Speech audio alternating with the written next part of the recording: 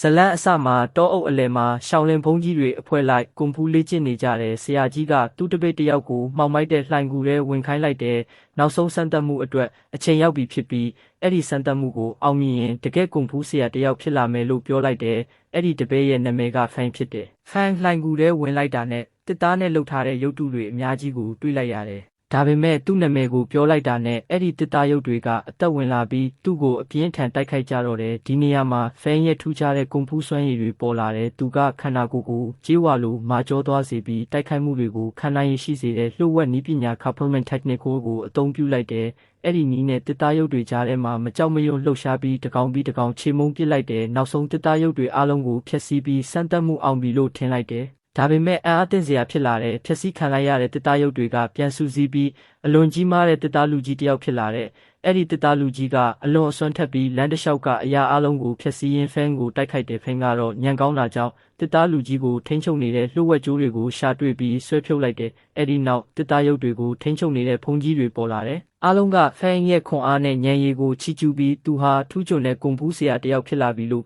ကြေညာလိုက်ကြတဲ့နှစ်ပေါင်းများစွာတောင်ပေါ်မှာလေ့ကျင့်ပြီးနောက်ဖန်ကရှောင်းလင်ကျောင်းကနေထွက်ပြီးသူ့မိသားစုနဲ့တငယ်ချင်းတွေကိုတွေ့ဖို့ရွာကိုပြန်လာခဲ့တယ်အဲ့ဒီနောက်ဇလန်းကနန်းတော်ဘက်ကိုပြောင်းသွားတဲ့မျိုးစားအတို့ကအာနာကြီးမားပြီးရက်ဆက်တဲ့အုပ်ချုပ်သူတယောက်ဖြစ်တဲ့စင်းရဲသားတွေအစာငတ်နေကြလို့စားနပ်ရိက္ခာတိုးမြင့်ပေးဖို့တောင်းဆိုလာတဲ့လူတယောက်ကိုဝါတောက်ကညှင်းပယ်ပြီးသူ့လက်ထောက်ကိုအဲ့ဒီလူကိုတပ်ပစ်ဖို့အမိန့်ပေးလိုက်တဲ့အဲ့ဒီအချိန်မှာဖန်ကသူ့ငယ်တငယ်ချင်းကျော်နဲ့ပြန်တွေ့ခဲ့တဲ့ကျော်က9ယောက်နဲ့သူဖြစ်ပြီးသူတို့2ယောက်ကငငယ်ကလေးကတငယ်ချင်းတွေဖြစ်ကြတယ်ဖန်ကရှောင်းလင်းမှာလေ့ကျင့်ဖို့ထွက်သွားခဲ့ပေမဲ့ကျော်ကတော့ရွာမှာကြံခဲ့တာဖြစ်တယ်ပြန်တွေ့ကြတဲ့အခါ2ယောက်စလုံးအလွန်ဝမ်းသာကြတယ်ဒါပေမဲ့ရုတ်တရက်ခြေသေးတွေပါတဲ့ထူးဆန်းတဲ့လူတစ်ယောက်ကဆင်းရဲသားလူငယ်တစ်ယောက်ကိုတိုက်ခိုက်လာတယ်ဖန်ကချက်ချင်းဝင်တာပြီးသူ့ကိုဖမ်းကထောင်ထဲပို့ဖို့ကြိုးစားတယ်ဒါပေမဲ့အဲ့ဒီဝုံမန်ကမြင်းပေါ်တက်ပြီးထွက်ပြေးသွားတယ်ဖန်ကလည်းလက်မလျှော့ပဲလျက်စီးလိုလိုက်ဖမ်းတယ်မြို့လမ်းတွေပေါ်မှာ2ယောက်သားပြင်းထန်လိုက်လံကြတာကြောင့်ပတ်ဝန်းကျင်မှာပျက်စီးမှုတွေဖြစ်ပေါ်လာတယ်နောက်ဆုံးဖန်ကဝေါ့မန်ကိုဖမ်းမိပြီးလူတွေအားလုံးရှိမှတိုက်ခိုက်ဖို့စိန်ခေါ်လိုက်တယ်အဲ့ဒီအချိန်မှာဖန်ရဲ့အမေရောက်လာပြီးလူတွေရှိမှပဲဖန်ကိုစူပူလိုက်တယ်သူမခွင့်ပြုချက်မရှိဘဲရန်ဖြစ်ပြီးအသက်အန္တရာယ်စွန့်စားတာကြောင့်အပြစ်တင်ခဲ့တာဖြစ်တယ်ဝေါ့မန်ကအဲ့ဒီအခွင့်အရေးကိုအသုံးချပြီးထွက်ပြေးသွားတယ်ညရောက်တဲ့အခါအတို့ကိုဖြုတ်ချဖို့တော်လန်ရေးသမားတွေလှုပ်ဝက်စည်းဝေးကြတယ်ဒါပေမဲ့အာဒေါကသူတို့ရဲ့အစီအစဉ်ကိုတီးသွားပြီးမိတောက်များတွေအမြောက်များနဲ့တိုက်ခိုက်စေတယ်အဲ့ဒီအချိန်မှာဝေါ့မန်လည်းအာဒေါဘက်ကနေပေါ်လာပြီးတော်လန်ရေးခေါင်းဆောင်ကိုဓာတ်နဲ့ထိုးလိုက်တယ်တစ်ဖက်မှာတော့ဖန်ဟာအမေရဲ့အပြစ်ပေးမှုကြောင့်တနေ့လုံးရေးထဲမှာမလုံမရှက်ရက်နေရတယ်နောက်ဆုံးအမေကသူ့ကိုခွင့်လွှတ်လိုက်တယ်အဝတ်စားသွားလဲဖို့ထွက်လာတဲ့အခါအခန်းထဲမှာမိန်းကလေးတစ်ယောက်ပုန်းနေတယ်ဆိုတာတွေ့လိုက်တယ်သူမနာမည်ကမဲဖြစ်ပြီးသူမကိုပြန်ပေးဆွဲဖို့လိုက်လာတဲ့လူဆိုးတွေထံကနေထွက်ပြေးလာတာဖြစ်တယ်လူဆိုးတွေရောက်လာပြီးမဲကိုတွေ့လာလို့မေးတဲ့အခါဖန်ကမတွေ့ဘူးလို့ပြောပြီးသူတို့ကိုပြန်လွှတ်လိုက်တယ်မဲကသူ့ကိုကယ်တင်ပေးတာအတွက်ကျေးဇူးတင်စကားတော့မပြောခဲ့ဘူးဒါပေမဲ့ဖန်နဲ့မဲကိုဝင်းကတွေ့သွားပြီးနားလည်မှုလွဲသွားတယ်ဝင်းကဖန်ရဲ့စစ်ဆက်ထားတဲ့မိန်းကလေးဖြစ်တယ်လို့ဂျေရဲ့ညီမလည်းဖြစ်တယ်သူမကဖန်ဟာမဲနဲ့တစ္ဆာဖောက်နေတယ်လို့ထင်သွားတယ်ဖန်ကဝင်းကိုပြန်တောင်းပန်ဖို့အမြဲလိုက်နေတယ်အဲ့ဒီအချိန်မှာဂျိုကသူတို့အဖေပြန်မလာသေးကြောင်းဝင်းကိုပြောတယ်နောက်ပိုင်းမှာသိရတာကသူတို့အဖေဟာတော်လန်ရေးကောင်းဆောင်ဖြစ်ပြီးဝေါ့မန်နဲ့အာဒိုတို့ရဲ့ဖန်ဆီးခြင်းကိုခံထားရတာဖြစ်တယ်လိမ့်လက်ထဲမှာလည်းအလွန်အန္တရာယ်များတဲ့လှုပ်ဝက်ချက်တွေပါဝင်တဲ့စာအုပ်တစ်အုပ်ရှိနေတယ်အဲ့ဒီစာအုပ်ကိုအာဒိုလက်ထဲမရောက်အောင်သူ့အမေကဝိုင်းကိုတင်ထားခိုင်းထားတာဖြစ်တယ်နောက်တနေ့ဖန်ကမဲကိုခေါ်ပြီးလိန်စီသွားတောင်းပန်ဖို့ကြိုးစားပေမဲ့လင်ကအစအနမရှိပျောက်ဆုံးနေတယ်ဖန်ကရှောင်းကိုတန်တရားဝင်ပြီးသူ့စီသွားတဲ့ရှောင်းကမြို့ထဲမှာအကြီးဆုံးကိုင်းရဲ့ခေါင်းဆောင်ဖြစ်ပြီးအလွန်အားကောင်းတဲ့သူတစ်ယောက်ဖြစ်တယ်ဖန်ကသူ့ကိုတိုက်ခိုက်ပြီးဝင်းကိုဖမ်းထားတာလားလို့မေးတယ်နောက်ဆုံးဖန်ကရှောင်းကိုအနိုင်ယူလိုက်ပေမဲ့ရှောင်းကရဲပြီးဝင်းကိုသူမဖမ်းထားကြောင်းပြောတယ်ဖန်ကလိန်ဘယ်ရောက်နေလဲမသိတော့စိုးရိမ်လာတယ်အဲ့ဒီအချိန်မှာလင်ကအိမ်ကိုပြန်ရောက်လာပေမဲ့ဘယ်သွားခဲ့တယ်ဆိုတာမပြောဘူးဖန်ကတောင်းပန်မှုစူးစမ်းပေမဲ့လင်ကစိတ်ဆိုးပြီးသူ့ကိုအိမ်ကနေထွက်ခိုင်းလိုက်တယ်တစ်ဖက်မှာဒိုကလင်ဟာတော်လန်ရေးကောင်းဆောင်ရဲ့သမီးဖြစ်ပြီးလျှို့ဝှက်စာအုပ်ကိုကင်ထားနိုင်တယ်ဆိုတာသိသွားတယ်ဒါကြောင့်သူမကိုဖမ်းဆီးဖို့အမိန့်ပေးလိုက်တဲ့ဖန်နဲ့မဲလန်းလျှောက်နေချိန်မှာဝေါ့မန်ပြန်ပေါ်လာပြီးသူတို့ကိုဝိုင်းထားတယ်အဲ့ဒီအချိန်မှာမဲဟာတကယ်တော့ရှောင်းရဲ့သမီးဖြစ်ပြီးဖခင်နဲ့ရန်ဖြစ်ပြီးထွက်ပြေးလာတာဖြစ်ကြောင်းသိလိုက်ရတဲ့ရှောင်းကဖန်ကိုသမီးကိုပြန်တွေ့အောင်ကူညီပေးခဲ့တဲ့အတွက်ကျေးဇူးတင်ပြီးအော်တိုကဖန်ရဲ့စစ်ဆက်ထားသူဝင်နဲ့သူမရဲ့အဖေကိုဖမ်းထားကြောင်းပြောတယ်သူတို့ကိုအမြန်ဆုံးကယ်တင်ရမယ်လို့လည်းပြောတယ်တော်လန်ရေးကောင်းဆောင်ကိုအော်တိုရဲ့လက်ထောက်တွေကပြင်းပြင်းထန်ထန်နှိပ်စက်ပြီး လှုပ်ဝက်စာအုပ်ဘယ်မှာရှိလဲဆိုတာမေးကြတယ်မပြောရင်သူ့သမီးကိုတတ်မယ်လို့ချင်းချောက်ကြတယ်အစပိုင်းမှာသူကညင်းပယ်ခဲ့ပေမဲ့သမီးအတွက်စိုးရိမ်လာတာကြောင့်အဆောင်တယောက်ရဲ့ဓာတ်ကိုယူပြီးသူ့ကိုယ်သူအသက်ဆုံးစီရင်လိုက်တယ်ဒါမှသူ့ကိုအသုံးချပြီးသမီးကိုချင်းချောက်လို့မရတော့မှာဖြစ်တယ်ဖန်ရောက်လာတဲ့အချိန်မှာတော့တော်လန်ရေးကောင်းဆောင်ဟာတည်ဆုံးသွားပြီဖြစ်ပြီးဝင်းကိုလည်းဓာတ်စခန်းအဖြစ်ဖမ်းထားကြောင်းသိလိုက်ရတယ်ဒေါသထွက်သွားတဲ့ဖန်က Couplement Technique ကိုအသုံးပြုပြီးအဆောင်တွေအများကြီးကိုအလွယ်တကူချေမှုန်းပစ်တယ်ဒါပေမဲ့အာဒိုရဲ့လက်ထောက်ကဝင်းကိုတတ်မယ်လို့ချင်းချောက်လိုက်တာကြောင့်ဖန်ကဝင်းကိုကယ်ဖို့နောက်ဆုတ်ပေးလိုက်ရတယ်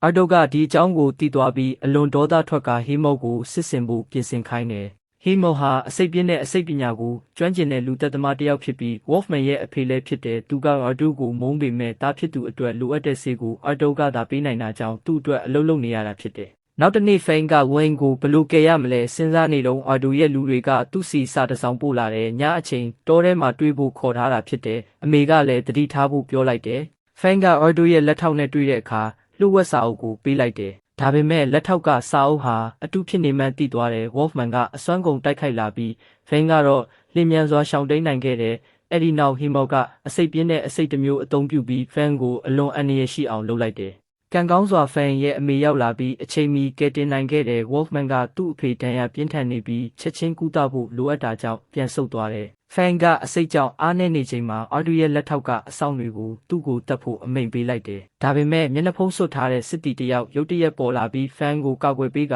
ဆောင်တွေကိုထွက်ပြေးစေခဲ့တဲ့အဲ့ဒီလူကရှောင်ဖြစ်ပြီးဖန်ကသူ့သမီးမဲကိုကယ်တင်ပေးခဲ့တဲ့အတွက်ပြန်လည်ကျေးဇူးဆက်တာဖြစ်တယ်။ရှာငါဖန်ကိုအစိတ်ကူတာဖို့အပူငွေ့နဲ့ကူတာပေးခဲ့တဲ့တစ်ဖက်မှာအာဒူက Wolfman နဲ့သူ့အဖေကိုမအောင်မြင်ခဲ့တဲ့အတွက်စူပူနေတဲ့ Wolfman ရဲ့အဖေကလည်းတားဖြစ်သူဟာယောဂရှိနေပြီးဆေးမရရင်တေးမှဖြစ်တာကြောင့်အာဒူအတွက်အလုပ်လုပ်နေရတာလို့တောင်းပန်ပြောပြတယ်။နောက်ဆုံးဖန်ကတော်လန်ရေးကောင်းဆောင်ရဲ့လှုပ်ဝက်စာအုပ်ရှိတဲ့နေရာကိုရှာတွေ့ပြီးသူ့အမေနဲ့ရှောင်းကိုအတိပေးတယ်။အဲ့ဒီအချိန်မှာ Wolfman စီကနောက်ဆုံးတိုက်ပွဲအတွက်စိန်ခေါ်စာရောက်လာတဲ့ဖန်ကစိန်ခေါ်မှုကိုလက်ခံပြီးတောထဲကိုပြန်သွားခဲ့တယ်။တိုက်ပွဲစားတဲ့အချိန်ဖန်က Wolfman ကိုရက်တက်မှုကြိုးစားတဲ့ကဆေးဝါးနဲ့ချင်းချောက်ပြီးသူတို့နှစ်ယောက်ကိုတိုက်ခိုက်ခိုင်းနေတာကိုဖန်ကသိနေတယ်။ဒါပေမဲ့ Wolfman ကမရက်ပဲအပြင်းထန်တိုက်ခိုက်လာတယ်။ဖန်လည်းဒေါသထွက်ပြီးသူ့ရဲ့စစ်မှန်တဲ့စွမ်းအားကိုထုတ်သုံးက Couplement Technique နဲ့ Wolfman ကိုအနိုင်ယူလိုက်တယ်။ဒါပေမဲ့သူ့ကိုမတတ်ခဲ့ဘူး Wolfman ဟာအတွင်းစိတ်ကမကောင်းတဲ့လူမဟုတ်ဘူးဆိုတာဖန်သိထားလို့ဖြစ်တယ်။ Wolfman အိမ်ပြန်ရောက်တဲ့အခါသူ့အဖေဟာယောဂကြောင့်တေဆုံးသွားပြီဖြစ်တာကိုတွေးလိုက်ရတယ်သူဟာဝမ်းနည်းစွာငိုကြွေးခဲ့တယ်။ဖန်ကအမေနဲ့ရှောင်းစီပြန်ရောက်ပြီး Wolfman နဲ့တိုက်ခဲ့တာကိုပြောပြတယ်ဒါပေမဲ့ဂျိုးပြောက်နေကြောင်းသိလိုက်ရတယ်။ယောဂသူ့ညီမဝင်းကိုလွတ်မြောက်အောင်လုပ်ဖို့ဝဒစီကိုကိုယ်တိုင်သွားပြီးလှုပ်ဝက်စာအုပ်နဲ့လဲလှယ်ဖို့ကြိုးစားခဲ့တာဖြစ်တယ်။အတော်ကဝင်းကိုပြသလိုက်တဲ့အခါသူမဟာနှိပ်စက်ခံထားရတာကိုမြင်ပြီးကြုံဝမ်းနေသွားတယ်ဝင်းလွတ်မြောက်ဖို့စာအုပ်ပေးမယ်လို့သဘောတူလိုက်တယ်။ကံကောင်းစွာနဲ့ဖန်အချိန်မီရောက်လာပြီးဂျိုးကိုတားလိုက်တယ်အတော်ကစာအုပ်မရရင်ဝင်းကိုတတ်မယ်လို့ချိန်ချောက်တယ်။ဖန်ကလှုပ်ဝက်စာအုပ်နဲ့ဝင်းကိုလဲလှယ်ဖို့ကြိုးစားပေမဲ့အဲ့ဒီအချိန်မှာဖန်ရဲ့အမေနဲ့ရှောင်းလို့ရောက်လာပြီးအာဒိရဲ့လက်ထောက်ကိုလှည့်စားကဝင်းကိုကယ်ထုတ်နိုင်ခဲ့တယ်။အာဒိုအလွန်ဒေါသထွက်ပြီးအဆောင်အားလုံးကိုသူတို့ကိုတတ်ဖို့အမိန့်ပေးလိုက်တဲ့တိုက်ပွဲကြီးတစ်ခုဖြစ်ပွားလာတယ်။တိုက်ပွဲအလယ်မှာဝတ်တူကဖန်ကိုတတ်ဖို့ကြိုးစားတဲ့အခါဝင်းကဖန်ရဲ့ရှိကိုဝင်ပြီးသူ့အသက်ကိုကယ်ပေးလိုက်တဲ့ဝင်းတေဆုံးသွားတာကိုမြင်လိုက်ရတဲ့ဖန်အလွန်မင်းတုန်လှုပ်သွားတယ်။ဂျိုလည်းစိတ်ထိန်မရတော့ဘဲဝတ်တူကိုတိုက်ခိုက်ခဲ့ပေမဲ့အင်အားမမျှတာကြောင့်အာဒိရဲ့တစ်ချက်သေးသောထိုးချက်နဲ့တေဆုံးသွားတယ်။ဖန်ဟ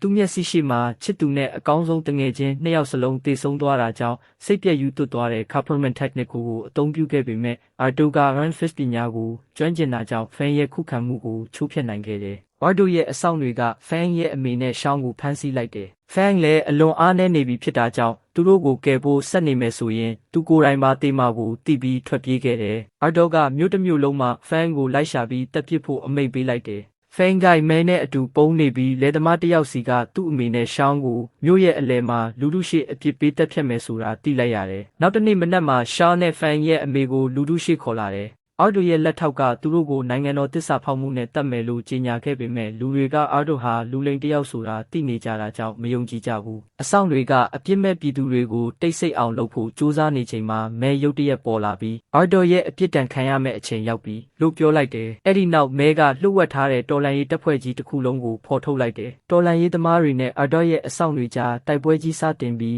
းမြို့တစ်ခုလုံးပယမ်းပါတာဖြစ်သွားတယ်။တိုက်ပွဲအလယ်မှာအာဒိုပေါ်လာပြီးဖန်ကိုနောက်ဆုံးတိုက်ပွဲအတွက်ပျက်စီး စီးနေတဲ့အဆောက်အုံတစ်ခုတည်းကိုခေါ်သွားတယ်။ဖိန်ကအရင်တိုက်ခိုက်ဖို့ကြိုးစားပေမဲ့အာဒိုဟာနှစ်ပေါင်းများစွာကွန်ပူးလေ့ကျင့်ထားတဲ့သူဖြစ်တာကြောင့်အလွန်စွမ်းထက်နေတဲ့ဖိန်ဘလို့တိုက်ခိုက်ပေမဲ့အာဒိုရဲ့ခွန်အားကိုမကျော်နိုင်ခဲ့ဘူး။အာဒိုက Iron Fist နည်းပညာနဲ့ဖိန်ကိုထိန်းချုပ်ပြီးနောက်ဆုံးတက်ဖို့ပြင်လိုက်တယ်။ဒါပေမဲ့အဲ့ဒီအချိန်မှာဖိန်ကလှုပ်ဝက်ထောင်ချောက်တစ်ခုကိုအသုံးပြုပြီးအာဒိုကိုအားသင့်စေခဲ့တယ်ပြီးတော့အပြင်းထန်ပြန်တိုက်ခိုက်ပြီးနောက်ဆုံးမှာဝိန်နဲ့ဂျိုအတွက်လက်စားချေကအာဒိုကိုအဆုံးသတ်လိုက်တယ်။နောက်ဆုံးမှာရှာနဲ့ဖန်ရဲ့အမေဦးဆောင်တဲ့တော်လန်ရေးသမားတွေကအာဒူရဲ့လက်ထောက်နဲ့အကျင့်ပြတ်အဆောင်တွေကိုအနိုင်ယူလိုက်ကြတယ်။အဲ့ဒီအချိန်မှာ Emperor ရဲ့ဝင်ကြီးတယောက်ကသူ့တပ်သားတွေနဲ့အတူရောက်လာပြီးလူတိုင်းကလေးစားစွာအယိုသေးပေးကြတယ်။ဖန်ကအာဒူရဲ့ပြစ်မှုအလုံးကိုဖော်ပြထားတဲ့တော်လန်ရေးရဲ့လှုပ်ဝက်စာအုပ်ကိုဝင်ကြီးထံပေးအပ်လိုက်တယ်။စာအုပ်ထဲကအထောက်အထားတွေကိုစစ်ဆေးပြီးနောက်ဝင်ကြီးကအာဒူကိုသူ့ရဲ့ပြစ်မှုတွေအတွက်တသက်တကျွန်းထောင်ဒဏ်ချမှတ်လိုက်တယ်။ထို့အပြင်တစ်ချိန်ကလူဆိုးကိုင်းကောင်းဆောင်ဖြစ်ခဲ့ပေမဲ့